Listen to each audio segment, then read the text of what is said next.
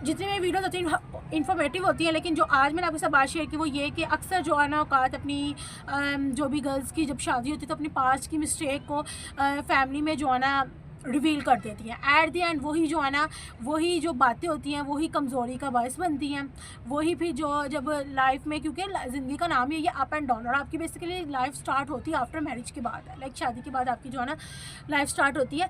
तो जब life start होती है तो जब आप अपनी कमज़ोरी को रिवील कर देते हैं, अपनी पास की मिस्टेक को रिवील कर देती है, जबकि आपको उससे काफ़ी कुछ लेसन मिल गया होता है, लेकिन जब आप रिवील कर देती है ओवर एक्साइटमेंट में, ओवर एक्साइटेड होकर या अपना ज़्यादा खैर ख्वाह समझ के, तो जब लाइफ में डाउन मोमेंट आता है या इन फ्यूचर कहीं पे भी आपको जब कहीं पे भी कोई लड़ाई का मौका आ जाता है, क्योंकि शैतान का तो काम है ना आपस में लड़ाइयाँ करवाना, तो फिर वही बातें जो है ना आपकी ताने की बायस बन जाती है। तो पेरेंट्स को भी चाहिए कि शादी से पहले जो है ना उनको गर्ल्स को इस चीज़ की तरबियत करके भेजे कि अपनी पास की मिस्टेक वहाँ पर रिवील ना करें। हाँ, आपने उससे लर्न कर लिया, ठीक है, काफ़ी है, लेकिन जब लाइफ में जब अप एंड डाउन मूवमेंट आते हैं या इन फ्यूचर कहीं पे आपके इख्तलाफात आते हैं, तो फिर वही बातें जो है ना आपके लिए क्या बन जाती हैं, कमज़ोरी का बायस बनते हैं, वही ताने के जो है ना ताना बन जाता है। तो ये पेरेंट्स को स्पेशली गर्ल्स के जो है ना ये तरबियत करके ही जो है ना ससुराल में भेजना चाहिए, या शादी के लायक जब सोचे तो ये शादी के लायक जब सोचे तो ये बात पहले ही उस चीज़ को समझा के फिर जो है ना उसकी शादी की तरफ अपनी बेटी को लेके जाए। उम्मीद करती हूँ आपको आज काफ़ी कुछ सीखने को मिला होगा। आपके बारे में जितने कॉन्टैक्ट नंबर सबके साथ शेयर कीजिएगा, लाइक कीजिएगा, सब्सक्राइब कीजिएगा, मुझे कमेंट सेक्शन में बताइएगा आपको किस तरह की लगी। ओके जी, अल्लाह हाफिज़।